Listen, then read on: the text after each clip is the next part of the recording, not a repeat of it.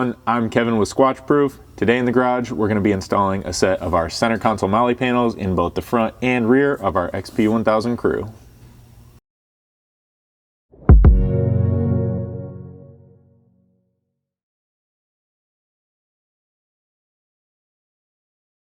To get things started, we're going to take the center console MOLLE.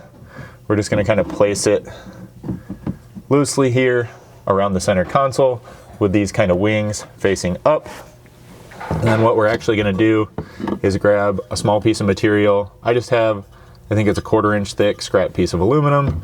You could use a piece of wood, a piece of cardboard, whatever you may have to space this up, but about a 1/4 inch is what we're looking for here.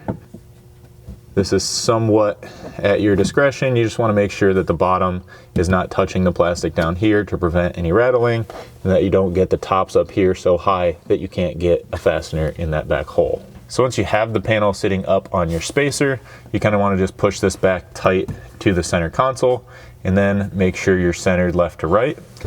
After that, you can just grab a sharp prick point punch like I have here. You could even do this with like a silver Sharpie marker, but you're going to come down to this bottom mounting hole and just make a mark. So I'm just kind of pushing back with this punch to make a little indent in the plastic. Then we can temporarily pull this all back out of the way. Then I'm going to grab my drill with just a small 1/16 inch drill bit, come down here to that mark and just make a very small pilot hole, essentially just going right through the plastic and then getting this back out of here. Once we have that pilot hole drilled, we can again grab our panel, and now we're going to grab a short spacer from our bolt pack along with one of these short coarse thread bolts. We'll put the spacer here on the back side, run the bolt through from the front side, and then get this lined back up here on the center console. Then you're just going to be lining that screw up with the hole you just drilled and grabbing a Phillips screwdriver to get this started.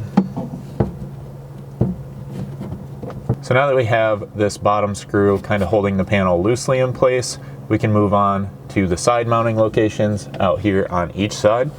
Basically what we're going to do here, you may have to pull out just slightly on the top edge of the panel just to make sure that it maintains an even gap kind of vertically behind here. And then you also want to pay attention side to side here, just making sure that you're not rocking that too much so everything stays nice and even. Then it's just going to be a matter of kind of following that same process to both mark, drill, and get the spacers installed out there on the sides. So the only difference being out on the sides is you're going to be using those same short spacers here on the bottom along with short screws that you did right here in the center. And then on the top, both driver and passenger side, you're going to have a longer spacer and a longer screw that you need to find to go in those locations. Now when you're drilling these mounting holes here for the side, you can either follow that same process we did on the front using the prick point punch to kind of make a mark and then remove that first screw we put in, then remove the panel and come back and drill those pilot holes. Or as you're going to kind of see me do here, you can just carefully use the panel itself as a guide, kind of reach through, get those pilot holes drilled, and then you can reach up behind the panel both from the bottom and top to install the spacers.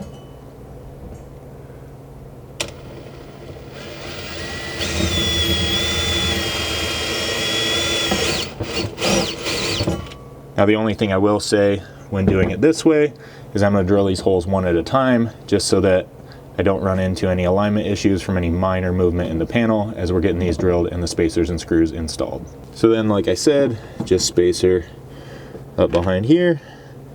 You can kind of use the panel to block that and keep it from falling down temporarily. And then it's just a matter of getting that lined up with your hole and getting this screw in place.